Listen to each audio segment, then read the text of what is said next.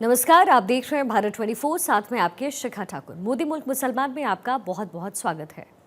इस कार्यक्रम के जरिए हम आपको दिखाने की कोशिश करते हैं कि देश के जो मुसलमान हैं वो मोदी सरकार के बारे में क्या सोचते हैं। और इसी के मद्देनजर आज जो रिपोर्ट है वो मुंबई से है। मुंबई अंधेरी की जनता क्या सोचती है, वहाँ जो रहने वाले मुसलमान हैं उनकी मोदी सरकार के बारे में क्या राय। और मुसलमान, इस कार्यक्रम के जरिए हम देश के मुसलमानों से रूबरू होते हैं, उनसे चर्चा करते हैं देश के विकास में उनका कितना योगदान है। आज देश विकासशील देश होने जा रहा है। इस विकसित देश में मुसलमान भाइयों का कितना योगदान है। जिस तरह की तस्वीरें लोकसभा के बाद महाराष्ट्र विधानसभा में आई है, इससे साफ जाहिर होता है कि अब देश का मुसलमान जागरूक हो चुका है। देश का मुसलमान विकास को समझने लगा है।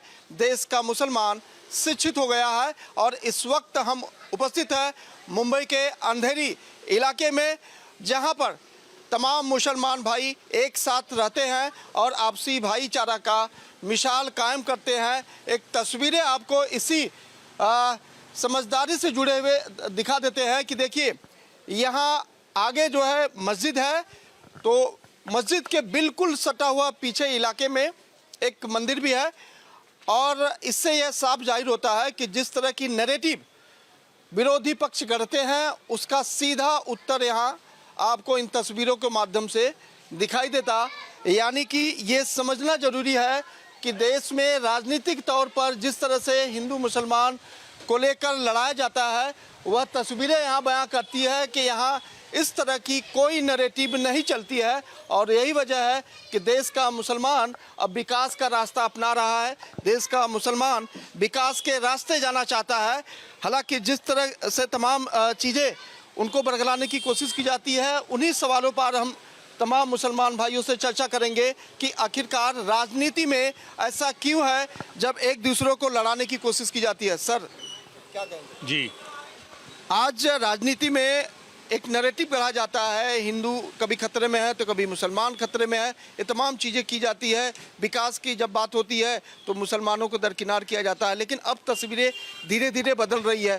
देश का मुसलमान अब समझने लगा है कि कौन उनके लिए विकास करना चाहता है, कौन इस तरह के झगड़े लगाना चाहता है। देखिए 2014 से लेकर 2024 तक ये जो 10 साल का वक्फा रहा है, वो हिंदुस्तान में रहने वाला हर समुदाय का मनुष्य ये समझ चुका है कि इस देश को विकास की तरफ अगर जो कोई ले जा सकता है तो वो केवल नरेंद्र मोदी जी, और पिछले 10 सालों में उन्होंने ये कर दिखाया है। आज हिंदुस्तान में मुसलमान बहुत ही खुशहाली के साथ रहता है और मुसलमान पूरी दुनिया में सबसे ज़्यादा अगर जो मुसलमान कहीं खुशहाल है वो हिंदुस्तान में है। और 2014 से लेकर 2024 तक उनकी खुशहाली का जो दायरा है वो और बड़ा हुआ है, और बड़ा है, क्योंकि मोदी जी ने जब से सत्ता संभाली है उन्होंने कभी किसी विशेष समुदाय की बात नहीं की, कभी उन्होंने हिंदू या मुसलमान की बात नहीं की। पहले एक ऐसे प्रधानमंत्री हमको मिले हैं जिन्होंने कभी किसी ना हिंदू और ना मुसलमान की बात की, उन्होंने 140 करोड़ भारतीयों की बात की। उनका एक ही मकसद है, आखिरी पायदान पर खड़े व्यक्ति की आंखों में खुशी हो, उनके जीवन में खुशहाली आए। कैसे आखिरी पायदान पे खड़ा आदमी विकास की मुख्य धारा से जुड़े, यही संकल्प के साथ ये सरकार काम कर रही है। इसलिए आज मुसलमान विकास की तरफ विकास की मुख्य धारा की तरफ से अग्रसर हुआ है, जिसका कारण मोदी जी हैं। आपने देखा 2014 से 2024 तक, अभी 2023 और 2024 में इतिहास में आज़ादी के बाद पहली बार ये हुआ है कि 52 IAS ऑफिसर बने हैं। तो कहीं ना कहीं यहाँ पे एजुकेशन का दायरा खुला हुआ है। जो उसके पीछे जो मदद होनी चाहिए, जो स्कॉलरशिप होनी चाहिए, कहीं ना कहीं ये सरकार दे रही है, उसमें कोई भेदभाव नहीं हो रहा है। तो बहुत खुशहाली के साथ माहौल हिंदुस्तान में चल रहा है। मतलब आप देश में भेदभाव वाली राजनीति नहीं की जा रही? बिल्कुल नहीं। इस देश को आज़ाद कराने में मुसलमानों ने बहुत बड़ा योगदान दिया है। हमारे उलमाए किराम ने कुर्बानियाँ दी हैं, फांसी पर लटके हैं। मुजफ्फरनगर से लेकर देवबंद, सहारनपुर, दिल्ली के इलाके में कोई ऐसा पेड़ नहीं था कि हमारे जो उलमाए किराम फांसी पे ना लटके हों आज़ादी के टाइम पे, उनकी गर्दनें वहाँ ना दिखाई हो। तो जिस तरह से इस देश को सभी ने मिलकर आज़ाद कराया है, उसमें सभी लोगों का खून शामिल रहा है, सभी लोगों की मेहनत लगन शामिल रही है। तो इसलिए हिंदुस्तान खुशहाली की तरफ बढ़े, हिंदुस्तान विकास की तरफ बढ़े, ये देश के हर इंसान चाहता है, वो चाहे हिंदू हो या मुसलमान हो। कुछ लोग अपनी राजनीति चमकाने के लिए मुसलमानों को देखिए अपने बाप की जागीर समझते थे, वोटों के लिए मुसलमानों को इस्तेमाल करते थे। लेकिन ये बीते ज़माने की बात है। 2014 से पहले तुष्टीकरण होता था। आज हमारे यहाँ तुष्टीकरण, हमने कभी किसी के साथ तुष्टीकरण नहीं किया है। जो इस देश के लिए सही है वही काम हो रहा है। जो भी इस देश के विकास के लिए अपना योगदान देगा, हिंदुस्तान की सरकार उसके साथ रहेगी। और मुझे लगता है ये जो पहला ऐसा मौका है कि पिछले 10 सालों में मुसलमान बहुत तेज़ी से मुख्यधारा की तरफ, विकास की मुख्यधारा से जुड़ा है। उसका प्रमाण यह है कि 2014 से पहले 4.5% नौकरियों में हमारी हिस्सेदारी भागीदारी थी। आज आप देखिए 8-8.25% हिस्सेदारी भागीदारी होगी। बहुत से हज कोटा जैसे जो मुसलमानों का पहला फ़र्ज़ होता है मुसलमान हज का, हर मुसलमान हज पे जाना चाहता है। और हिंदुस्तान में कितने लोग फॉर्म भरते थे और वो इंतकाल हो जाता था, लेकिन वो हज पर नहीं जा पाते थे, क्योंकि पहले 1,36,000 कोटा था। मोदी जी के ज़माने में 2 लाख कोटा हुआ है। तो कहीं ना कहीं हर तरह की आज़ादी मिली है। और कुछ लोग एक नैरेटिव सेट करना चाहते हैं कि मुसलमान खतरे में है। क्या मुसलमान खतरे में? हम लोग खुशहाली के साथ जी रहे हैं। कुछ असामाजिक तत्व ज़रूर अपनी हरकत से बाज नहीं आते हों, हमारे देश को बदनाम करना चाहते हों, या हिंदुत्व को बदनाम करना चाहते हों, या मुसलमान को बदनाम करना चाहते हैं। ऐसे बहुत कम लोग हैं। और जो हिंदू और मुसलमान की एकता अखंडता को बिगाड़ने वाले लोग हैं, वो अपनी अंतिम सांसें गिन रहे हैं। ये मोदी युग है, इसमें सबको साथ में लेकर सबको साथ में चलना होगा। और तभी जो मोदी जी का सपना है 2047 में विकसित भारत, मुझे लगता है वो हम लोग पूरा कर पाएंगे। और उसके लिए 140 करोड़ भारतीयों की एकता अखंडता ज़रूरी है, और उसी की जो अगुवाई मोदी जी कर रहे हैं। इस बार महाराष्ट्र विधानसभा चुनाव में मुसलमान भाइयों ने बिल्कुल तस्वीरें बदल दिया। कांग्रेस को ऐसा लगता था कि हमारा ही वोट बैंक है, उनका पूरा वर्चस्व उन्हीं का है। लेकिन इस बार मुसलमान भाइयों ने भारतीय जनता पार्टी और महायुति को बड़ी संख्या में वोट देकर बिल्कुल तस्वीरें बदल दी।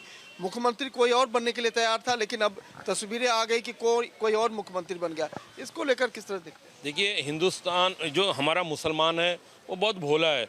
वो बहकावे में आ जाता था, लेकिन जो बहकाने वाले लोग हैं वो चंद दिनों तक ही बहका सकते हैं। 2014 से लेकर उन्होंने हमेशा बहकाने का प्रयास किया, लेकिन वो तस्वीर आके 2024 के ये जो महाराष्ट्र इलेक्शन में साफ हो गई कि कितनी बड़ी संख्या में मुसलमानों ने मोदी जी की गारंटी पे भरोसा किया है। और यहाँ के जो मुखिया देवेंद्र जी, उनके ऊपर भरोसा करके भारतीय जनता पार्टी की गारंटी को माना है, क्योंकि उन्होंने ये यहाँ का मुसलमान ये समझ चुका है कि यदि आगे जाना है, अब देखिए लाडली बहन योजना के माध्यम से बहुत बड़े पैमाने पे हमारे मुस्लिम बहनों को ये अपना लाडली बहन योजना का फ़ायदा मिला है। 7-7, 8-8 हज़ार एडवांस में पैसे मिल गए। एक गरीब के लिए 1500 क्या होते हैं वो वही समझता है। 1500 बहुत मायने रखते हैं। ये हमारे देखिए बहुत सारे जो यहाँ के हमारे हिंदू भाई हैं, उन्होंने बड़े संख्या में मुस्लिम बहनों का फॉर्म भरा। तो मैं उसका गवाह हूँ कि हमारे परिवार में हमारे से जुड़े लोगों को कितनी बड़ी संख्या में फ़ायदा हुआ।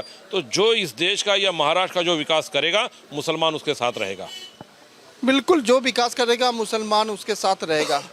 बहुत जब चुनाव आता है एक नैरेटिव आ जाता है कि मुसलमान खतरे में है, और फिर सेकुलरिज्म की बात आ जाती है, तमाम बातें आती है। किस तरह से देखते हैं पीएम मोदी की योजना और महाराष्ट्र की 2 योजनाएं चल रही है, क्या वो पूछ कर दी जाती है कि आप कौन से कौम से हो, कौन से जात से हो, इस तरह की कोई बातचीत होती है? नहीं सर, ऐसा तो नहीं होता है। जो भी योजनाएं आती हैं, पीएम मुद्रा योजना जो आई है, उसमें हर समाज, हर कौम के लोग उसका जो है लाभ उठा रहे हैं। लाडली बहन योजना जो भी आई है, मैं खुद उसका फॉर्म भरा हूँ। तकरीबन 1000 से 12,000 हम और हमारे मौर्या जी ने मिलकर के जो है भरा है। उसमें हर समाज के लोग ने आके उसका लाभ उठाया है। हिंदू समाज के लोगों ने भी उठाया, मुस्लिम, सबसे ज़्यादा मुस्लिम समुदाय के लोगों ने जो है इसका लाभ उठाया है। तो किसी को ऐसा देख करके नहीं किया गया है। और जो ये राजनेता होते हैं, उनके पास कोई मुद्दा नहीं होता है, तो ये लोग इसी तरह से नैरेटिव फैला करके, ये मुद्दा बना करके जो है वोट लेने की ये लोग कोशिश करते हैं।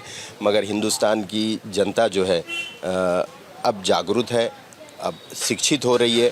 इनको समझ में आ रहा है कि अच्छा क्या है, बुरा क्या है, किसको देना चाहिए वोट, किसको लाना चाहिए, किसकी सरकार बनाना चाहिए। हिंदुस्तान का समाज जानता है, हिंदुस्तान की जनता जानती है।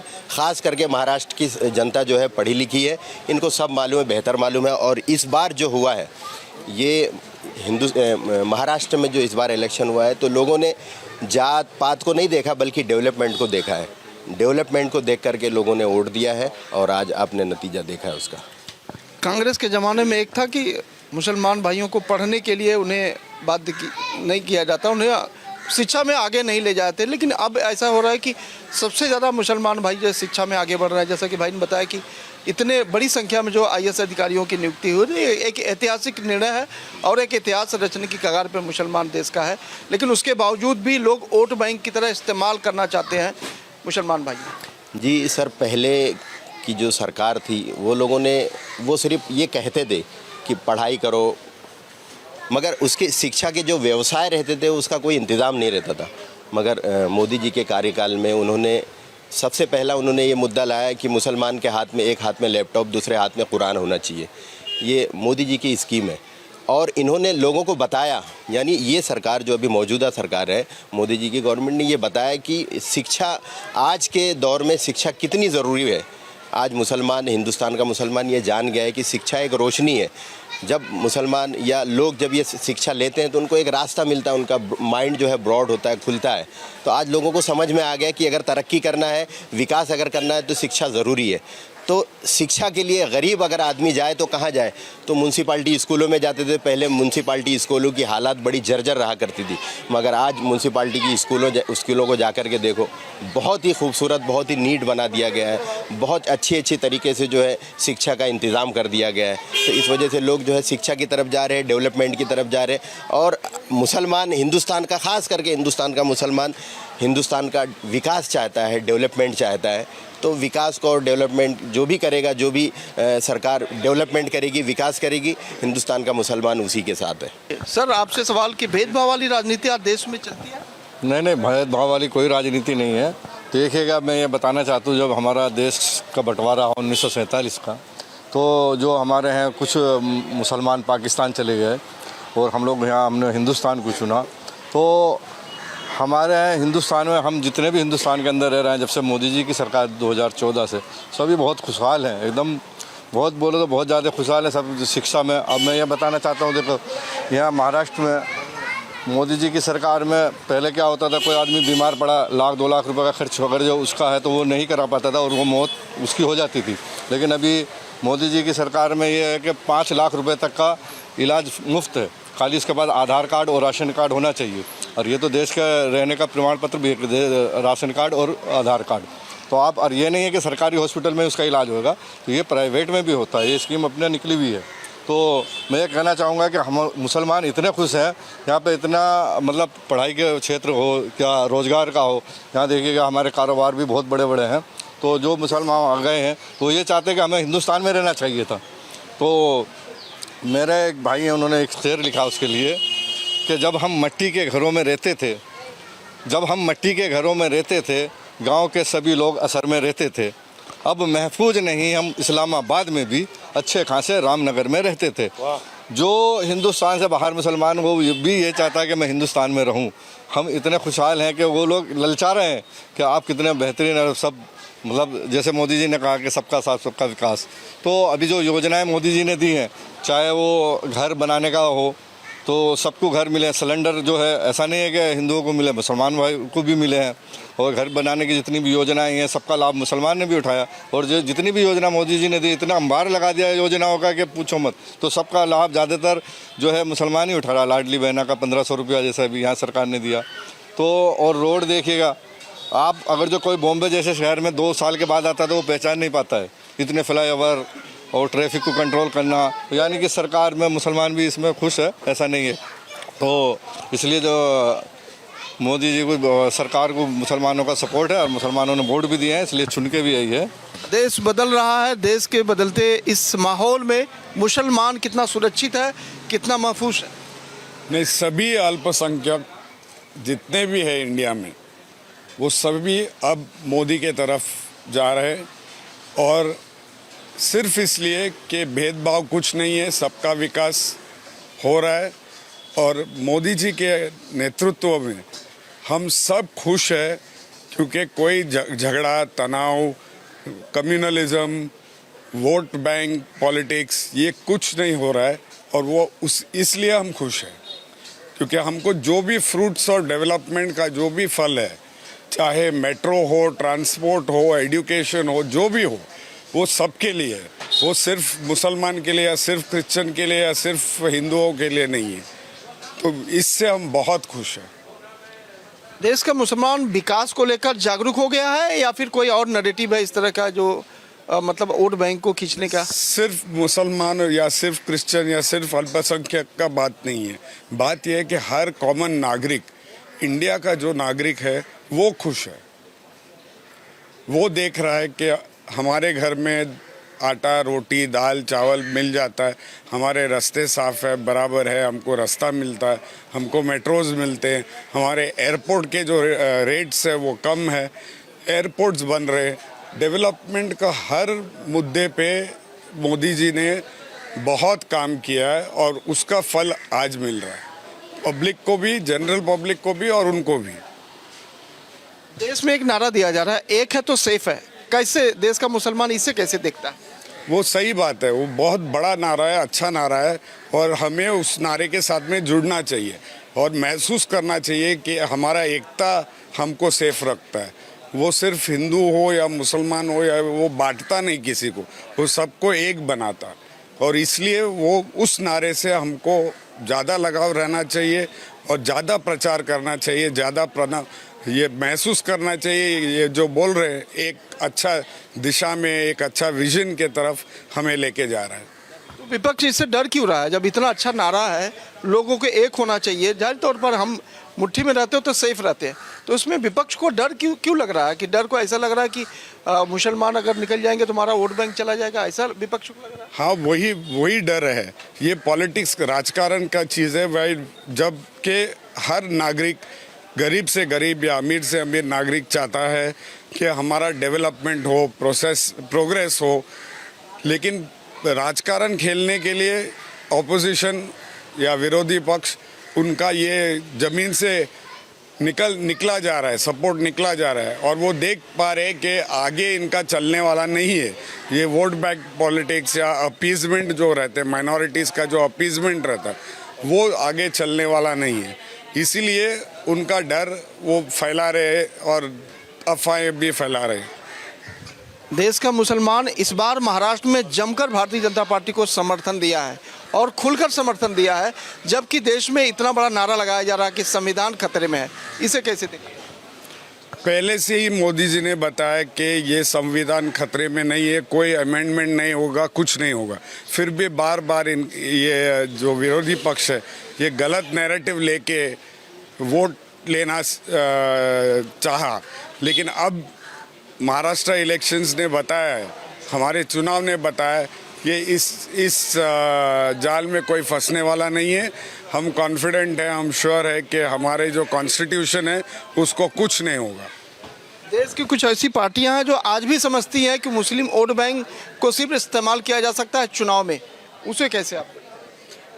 वो भी सच नहीं निकला। हमारे इस इलेक्शन में, चुनाव महाराष्ट्र में तो सच नहीं निकला, इसलिए क्योंकि मुसलमानों ने कई तादाद में वोट दिया है बीजेपी और उनके अलाइज को, तो वो हिसाब से even that is not true.